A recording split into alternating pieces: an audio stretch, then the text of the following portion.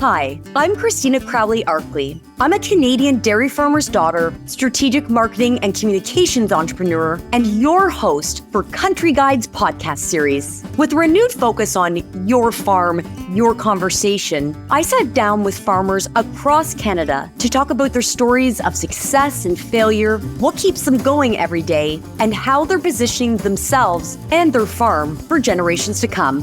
All right, let's get into it. Norm, so nice to meet you and so glad that we have this chance to sit down, and thanks for joining us. Yeah, likewise, Christina. Thanks so much for having me. So give the listeners and our audience a bit of perspective on where you farm, how many acres, and a bit of your story about how you got into agriculture, because it's a very unique one, and I think it's going to be appreciated by people who are listening to it. Yeah, so I farm at Woodley Farms in Cavan, Ontario. So we're just located just south of Peterborough, and we farm 500 acres of corn, soybeans, wheat, and oats. And we also have some rotational grazing that happens now, as well as some hay and forage production. And so first generation farmer is what I understand? We're actually sixth generation farmers. Okay. So I married into this family. This is my wife's family farm, and they've been farming this land since 1902. Amazing. So I feel like you and I obviously can connect because my family dairy farm is near Peterborough. It's a small town called Hastings. So we would joke that we're neighbors, especially when we're on this side of Toronto, and everyone farms very closely. But what made you get settled on your wife's family farm? Yeah, she's a sixth generation farm. Yeah, so I've been helping out on her farm for several years, and I left a 15-year corporate career to pursue the family farm. And her parents were sort of in that fork in the road where they had to decide, are we selling the farm? Are we keeping it in the family? And no one else really put their hand up. Yeah. And I'd been traveling on the road quite a bit, and we, 3 busy kids involved in just about everything. And I said, maybe this is a time for me to settle down and keep the farm going. Yeah. I always had a passion for agriculture. I founded an agriculture technology company as well.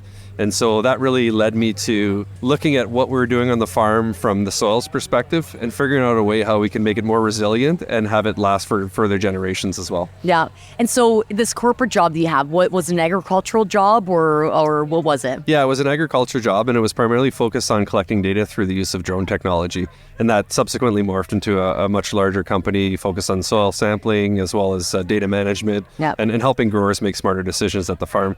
So I was spending a lot of time outside of the farm, helping others improve their farms and kind of neglecting my farm a little bit. Yeah. And so this transition back to the farm has pivoted us and allowed us to focus a little bit more on what matters at the ground level. So would it be, aggressive of me to say that like you were head of ag tech, because maybe agricultural technology is something that we're talking about. It feels like it's a buzzword right now, but it sounds like you were doing this before a lot of our sector was maybe thinking of doing this. Yeah, we're certainly innovators in that space, and we learned a lot, and we learned a lot from what growers wanted and what they didn't want in the space as well. Yeah. And so I was taking that information and applying it to our farm and learning more about our farm and having more questions and answers, and that's really led me down this path.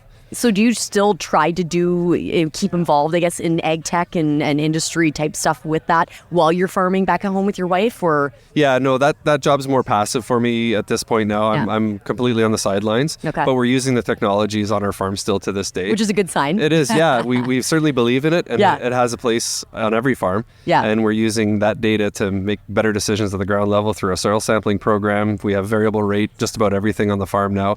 And we're looking to maximize the profit on a per acre basis while also building the soil and keeping it resilient. I have to ask, because I farm, obviously my family farms from the same area. Do we have some good soil in Peterborough County, or what's it like compared to other places across the province? Yeah, if you like high slopes and a lot of rocks and a lot of silt and loam in the valleys and soil erosion on the knolls, then yes, great soil. No, but it honestly, we can grow a good crop on the soil that we have, given the land-based prices that we're working with. Yeah. And so it is a good opportunity for us to continue that. I'm fascinated because of course, Country Guides, kind of the whole premise behind it, your farm, your conversations.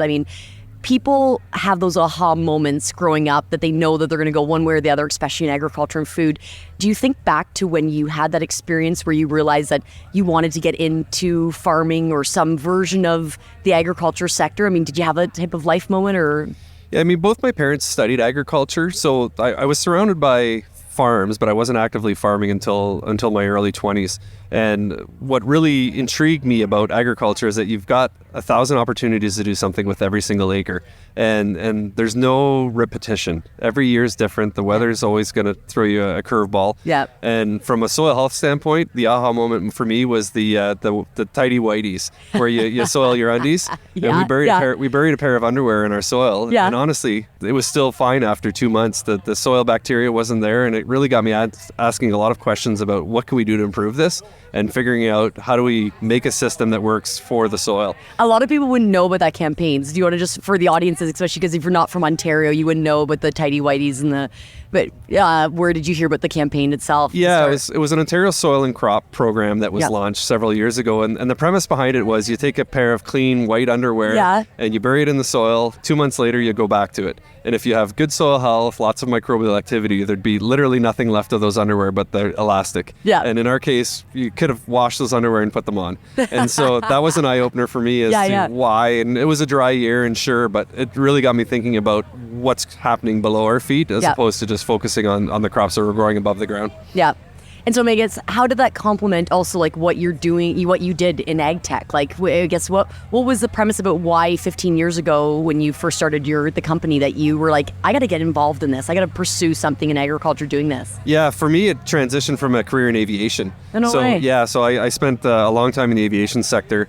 And having just transitioned to the farm, it was actually a local neighbor who said, hey, you got to check out these drones because I think they have a space in agriculture and you've got an aviation background. And so we figured it out. We took the technology, incorporated it into what ag was needing at the time. Yeah. And that really jump-started everything. Yeah, you're ahead of the curve. In terms of like your education, so it sounds like your parents studied agriculture, you knew that there was lots of opportunity, but then you went into aviation. And so what was that like? Do you regret going to aviation, or are you glad that you had that experience to then bring it back to our sector? Yeah, there really wasn't an opportunity for me in ag when I finished university, and so I studied business. Okay. So I'm an entrepreneur at heart. That's my mainstay. Yeah. And you also didn't go to University of Guelph? No, I didn't. You weren't an Aggie? I wasn't an Aggie. Okay. No, I studied business in Ottawa. Yeah. And then finished my pilot's license around the same time, and immediately went down the aviation path, and quickly realized that I didn't want to be a robot, and I didn't want the stale environment of being a pilot. And the opportunity for agriculture just kind of sort of crept back into life, exactly.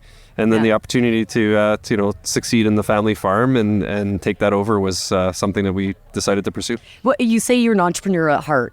Why do you believe that? And like, how's that played out in where you are now? But was that something that you knew at a young age? Yeah, it was pretty obvious pretty early for me. I loved looking at opportunities to convert waste to something that we could use. I loved opportunities of converting gap in an industry to something that's useful. And even today we're innovating on the farm and trying to figure out how we can use waste materials and convert them to fertilizer, for instance, and using that on our farm. And so did you find, like, when you had your ag tech company and then the opportunity came up with did you sell, I guess, your ag tech company before the opportunity came up about your wife's farm? No, I just left that company to my partner to continue on and literally took a passive role and no longer involved in the day-to-day activities. But yeah, it was just a natural transition for us at that time. Do you ever go back to the neighbor who had the drones and you say, like, hey, thanks so much for giving me the idea, because it was a really great one? Yeah, unfortunately he's passed at this point, but his son's a great friend of mine, and we share a lot of great ideas around ag and ag technologies and innovations. Yeah, I feel like you were kind of like leading edge and thinking about drones and like,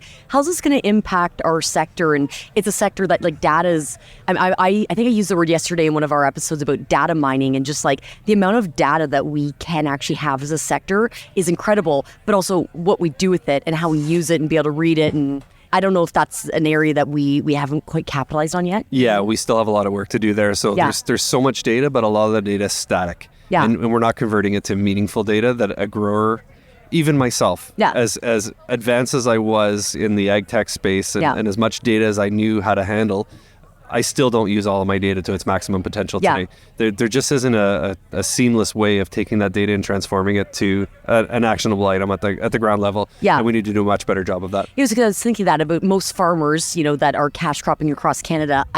Would they even know, if you said the word data, would they know what data you're talking about, what data you could actually get, what to do with it? I mean, I know everyone's an early adopter or, late to the game type thing, but would our farmers even know what data is available to be able to make better decisions on the farm? More and more, I think there is. Yeah. As farms get larger, as generations get younger, we're incorporating more of that data. I mean, everyone understands yield data. Everyone who's at scale now is collecting yield data. Yeah. And that's really the starting point for all of the baselines. Yeah. And then converting that and using in-field data through the season is something we're seeing more and more of. A lot of companies are offering satellite data, which has become very useful for farmers. Yeah. We're still using drone data that's captured, and layering all of those is starting to happen, but it's been a slow ship to move. As I say, do you think the technology that a lot of our farmers are using across Canada has also helped in that conversation about technology and data collection? Because we now have machines that are doing pretty incredible things, right? Like, I don't even think 25 years ago we were going to know that we were going to have auto steer tractors and be giving us the data that we have. So, I mean, how much is there a role in those, I guess, those companies in leading that conversation, or is it farmers asking for that type of data that they want? Yeah, I mean, farmers have already seen the benefit of data. Like you mentioned GPS, that was huge, and they're seeing how it's helping them on the farm. And if they can find a tool that makes their life easier, makes them less tired in the cab, they're going to take advantage of it. But it has to be easy, and that's the biggest barrier right now is to take that data and convert it to something that the farmers can use. Do you think our farmers too? I mean, again, you're going to speak on behalf of like yourself, but you represent farmers across Canada too. But do our farmers want to invest, I guess, the capital or the money into data that they may need one day? Like, and you mentioned about easy, because that's for sure, that's the first thing I think of when I think of like my dad or my brothers about data. Like, would it be easy for them to consume, and what do they do with it? But if there's a cost to it, do our farmers want to invest in that area? If they haven't been stung before, and I say that honestly, because a lot of people spent a lot of money early on data that really didn't provide what it was meant to provide. Yes, yeah. And so they're a little bit gun shy in that sense. Yeah. I think as a general population. Yeah. And again, if it's too complex, if it doesn't plug in, if it doesn't work, it doesn't convert, then they're going to lose interest pretty quickly. Yeah. So companies really got to design the data solution that's easy to use. What do you think too, when I think of like, so an average listener who's a farmer or a young person who I think is be a lot more open-minded to data and want to do something with it, they come to their parents or their dad or whoever their business partners in the farm, and they suggest, wanting to pursue a certain ag technology, but yet there's apprehensiveness to, I guess, what would you tell that young farmer to say to the partner, or how do you approach those kind of tougher conversations on the farm if they're wanting to pursue this type of on-farm management? Yeah, start small and measure the results. Yeah. So take one piece of data, do it in the field, measure it, and then prove to your other generations or the reluctant folks in the family that don't want to invest in that system. Yeah. And once they've done that, then they can start to chew away at bigger projects. But absolutely, you've got to prove it. It's got to be measurable. You've got to show the dollar. Yeah. And who do these young farmers turn to when they have questions like this and they want to pursue certain data solutions, but they don't have an older brother or a younger sister, or their parents know nothing about data, and like, who would they turn to? I mean, obviously, naturally, I think of someone like yourself and be like, oh, what's your social media handles, and can they find you? But then you also can't answer all their questions. So who do they turn to in these situations? Yeah, I mean, social media is tremendous at sharing information and sharing information at a very low cost. Yeah. YouTube videos, like, Google anything and you'll probably find an answer online. Someone's tried it, someone's had a problem with it, someone can help you fix it. And the threads online, provide a lot of the solutions.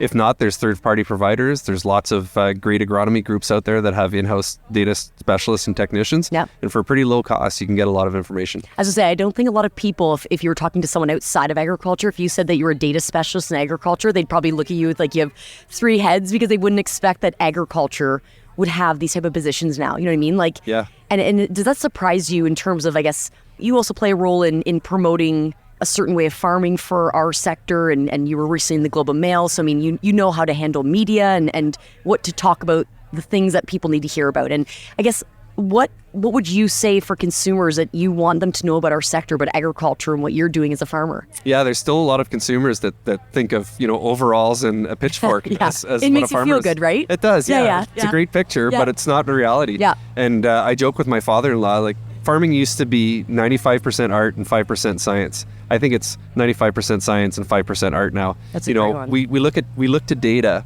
to drive our decisions. Yeah. And you're a data analyst at every level as a farmer today. Yeah, which a lot of farmers would be. If you said that to them, that you're a data analyst, they'd be like, no way. And you said you're an entrepreneur, they'd be like, no, I'm not, right? Like, we almost were we don't see ourselves maybe sometimes in the right mindset to say this is, you're managing a farm now that's $5, $10, $15 million. Like these are, you're managing huge businesses now. In terms of, so back to the tidy whitey experiment. So they put the underwear, they obviously came out pretty white and clean. So it told you a lot already before you even got the data. What did you do on the farm? Like what's the first thing that you did then? Yeah, the first thing was develop a soil sampling program, because the only way, again, to make a change is to measure. And if you don't know what your benchmarks are and what your baseline data points are, then you can't work off of those. Yeah. So we soil sampled the entire farm following that exercise. And then we started looking, what are the low-hanging fruit for us to be able to change what we have in our soil? And we started building off of that. And then, again, back to creating the zones and creating the spaces and collecting the data from yield monitoring. We went to GPS after that, and we went to guidance and yield monitors and all of our machinery, and then we went to variable rate after that. And so now we're managing the individual pieces as opposed to managing the whole farm the same way. And did you find, like, did you then make changes in what you were growing? Was that a significant change, or? It was, yeah. So we came out of 35 years of hog production. So a 2-crop rotation, corn, soybeans. And we had lots of fertility in the soil, but not a lot of growth above the soil. And I think that was primarily related to that system. And so we've since introduced 2 new cereals to the rotation. So we have a 4-crop rotation, and that's done a tremendous job for the soil. But that also allows us to incorporate cover crops into the soil. And so we have cover crops now in 3 of our 4 rotations. Now we've added rotational grazing to close that loop again with nutrient cycling and microbial activity, stimulation, et cetera. I mean, again, because we're talking to a national audience, we talk about cover crops a lot in a province like Ontario, but someone out west would be like cover crops, right? Like on a 15,000 acre farm. So I mean, I guess how much do you feel like the experience of what we're even talking about with soil management and what you do on the farm, it varies so much from like Eastern Ontario to Western Ontario, let alone from, Eastern Canada to Western Canada. How do our farmers, I guess, stay united in data collection and data solutions, but yet be living such an individual experience, depending on where you live and where you're from? Yeah, there's regional differences. There's no question. And absolutely, the West has done a tremendous job at increasing the organic matter in the soil. That's primarily through no tillage. And we need to do more of that here in Ontario as well. We've depleted our soils to the tune of 50% of our organic matter has disappeared in the last 100 years. And we can't continue on that trend, or we won't be able to grow a crop on our fields. Genetics have done a tremendous job of helping us grow a bigger crop, but we've got to start thinking about sustainability before it's too late. Well, and I love that you brought up the word sustainability, because I feel like it's the last while in mainstream media, it's become a word that consumers love relating to agriculture, sustainability, yet our sector has kind of been like a little bit baffled, because they were like, well, agriculture is sustainability. Like you can't have one without the other. And we've said, as a sector, we were talking about sustainability years and years ago before consumers were. Where do you think a bit of the disconnect has been in terms of now finally they're talking about sustainability, and Global Mail had featured that about what you're doing as a farmer? But yet our own sector kind of is like, well, we've always been doing sustainability, but yet you just said we've reduced our organic matter by 50% in our soils. So what's happening, do you think? Yeah, there's a lot of buzzwords. And action's going to really speak words, right? And so from a sustainability standpoint, or regenerative, sustainable we're maintaining, regenerative we're building. And we are focused on our farm, certainly on the regenerative front. I think what we need to do to reach society in a better fashion is, explore what their perceptions are of what the farm's doing, and try to explain to them what we can do. There's a lot of discussion, and farms are getting a big rap for, CO2 emissions and fertilizer use. And what's not being talked about is how much a farm can sequester of CO2 just through the process of growing crops. And most farms, certainly in our area, and I know out west as well, they're not all fields. They've got forested areas, they've got marginal areas, they've got grasslands and pastures that they're utilizing, and all of those are sequestering carbon, but no one's talking about that. All they're talking about is the fuel we're burning, the nitrogen that we're applying, the CO2 and the NO2s or N2Os that we're placing on the fields. But that's not necessarily accurate. And we need to do a better job of resonating with the consumers to explain that to them. Do you think it's because mainstream media is, I guess, focusing on that as a sector? It's kind of become like agriculture has become one of the sectors that we can quickly blame about climate change, as an example? Or is it that also our sector, the average farmer maybe in Canada, doesn't know how to so eloquently say what you just said in a very soundbite, kind of elevator pitch way to tell media, like, well, I actually have some solutions on my farm that are helping with climate change. Well, honestly, we're so busy farming that we don't have time I hardly have time to be on social media. It's one of my downfalls. And yeah, it's a very difficult message to get across. The other reality is that there's less farmers. So our numbers are dwindling, but we still represent a tremendously huge industry and tremendously large in terms of GDP in the country. Yep. And the emissions that we produce are certainly high relative to other industries. Yep. And because of that, it's an easy target. Yeah. And with fewer voices to back that argument up, then it becomes a really difficult thing to justify. Yeah. And I mean, even you use the word regenerative, where, and I would wonder if so it's a word that you like, and I appreciate how you said it's about building, about rebuilding. But even within our own sector, some people may not like that word. Absolutely, yeah. And why is that? Why do some of our farmers not love that word? And because I've heard a lot of farmers or our agriculture community say, well, that's just mainstream media. That's just consumers just using a little word that like isn't possible for our sector.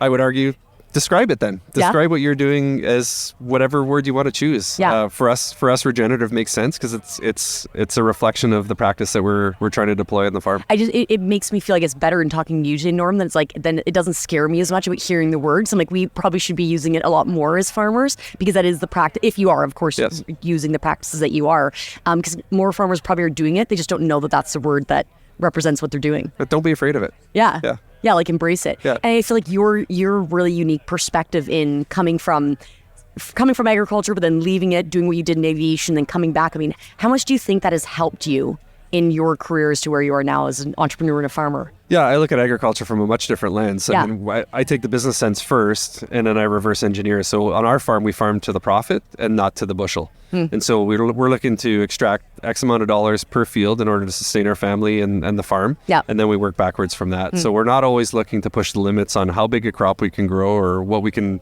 get out of the soil. We're looking to sustain the farm. Yeah. And that's kind of our approach. Yeah. So because it's funny, a lot of the interviews I've had for Country Guide, we've talked about with our farmers, the way of life has been a very common theme. And what I appreciate about the conversation we're having is that you bring a very like business lens to this conversation, but it sounds like you also do want to have a way of life for your family. Absolutely. Yeah. It's a balance. Yeah. Yeah. It has to be. And so it sounds like you do want to apply everything that you've learned as an entrepreneur and a business person to what you're doing to make that way of life just even that much sweeter, I guess, right? Like, yeah, we're trying to fill the gaps. Yeah. So we're trying to identify where we can improve and then try to figure out locally what we can do to do that. Yeah. Any advice along the way that someone gave you in terms of like, you think like, yeah, that's advice that I keep with myself in my back pocket at all times? Yeah, I read an interesting quote from Henry Ford recently, and I think it went something along the lines, if you think you can, if you think you can't, you're right. So it's really about motivation and mindset and choosing a path and then sticking to it and seeing it through. And absolutely it's about that. Would you say you're someone who has a growth mindset?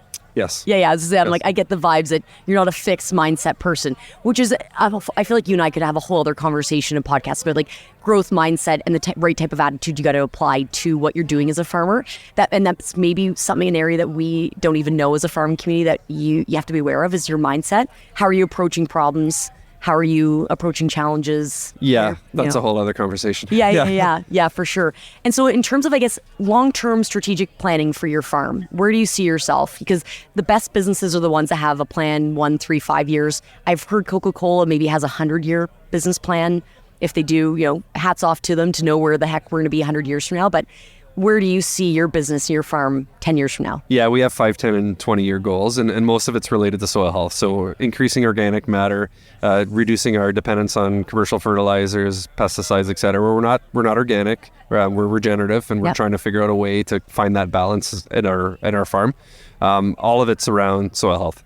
And we do have some pretty fixed targets on that front. Yeah. In terms of growth, we're looking at opportunities to pivot the farm again, even further to, create employment, create opportunity, but also create that resilience in the soil so that we can grow crops on that land. I mean, do you hope long term that you're always working on the farm and that's something that, or would you ever pursue corporate life again if the right thing, I guess, comes up type thing from an entrepreneurial standpoint? I'm combining both now. And we've got some opportunities that are going to be related to agriculture that we're going to tie into our soil health initiatives, but are going to keep me home at the end of the day. So and that's obviously the goal. I mean, any advice for a young person? I feel like, and I don't know how much you get involved in like the thought leadership of our sector. I feel like I need to see more of Norm on stages talking to our farmers across Canada because I feel like you would have the right type of mindset and messages to leave with our farmers. But what would you tell a young person who's getting involved in agriculture and food, who's not quite sure who to turn to for advice, where to go, unsure even of what type of decisions to make, how many acres to pursue? Like, what advice would you just give them? I know it's a very general question, but it is. But the first thing I'd say is don't be afraid to ask. There's a lot of farms right now in Canada that don't have a succession plan and are quite frightened by the prospect of, not having anyone to pass the farm along to, and are looking for someone to continue the agriculture space. And so if it means, volunteering at an elderly farmer's location to give them a hand on the weekends or what have you.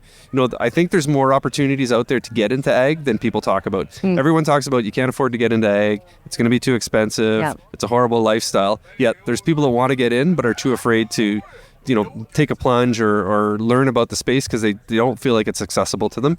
And I mean, we were in a unique situation with our family and where we were at that crossroads. But for a lot of individuals that want to farm, all they need to do is, go meet a farmer. Find out what they love, find out what you can do to help them, find out where your opportunities lie, and I think you'd be surprised at what you find. I mean, it's funny you mentioned the word succession planning because it's not a word that's been mentioned a ton in my interviews with people, but yet we all know that it's kind of the big elephant in the room, if you will, on every farm, most farms, because and I don't know if it's the word itself that scares people or the process to which they know they have to go through and they don't know where to start. I mean, I'm glad you brought it up. Who would you recommend that people reach out to? And by all means, if you're the man who ends up fixing this problem or comes up with the solution for our industry, you will be the go-to for sure. What do you think we need to do as a sector? Yeah, I mean, I'm unique there as well. Like, finances to me are something that should be spoken about openly. And in a lot of families, that's not the case. It's closed doors from the day that the offspring are born, and it never gets talked about until it's too late. You got to sort that stuff out early on in your career. And maybe it's on the younger generation to push on that a little bit more to the older generations to say, hey, we need to have this discussion because there's going to come a time when you can't. And if we haven't had it, then it's not going to be what you wanted. And that's the reality of it. But there's a lot of fear in farming families right now around succession. I hear it all the time. And I guess what does excite me at least is that this new generation of young person coming on the farm is asking these questions. They do seem to be very profit-minded and thinking of the numbers and finance. They seem to be open to having the uncomfortable conversations. And so I'm excited that, especially for the generation of kids that they're going to raise, that I think they're going to be the people who, again, talk about the things way ahead of time before they're needed. So I am excited for the future of agriculture. And just to wrap up, what excites you the most for Canadian food and agriculture moving forward? I mean, Canada's been at the forefront of agriculture in the world for a long time, and we've been very innovative in what we've done at the field level. The farms are getting bigger.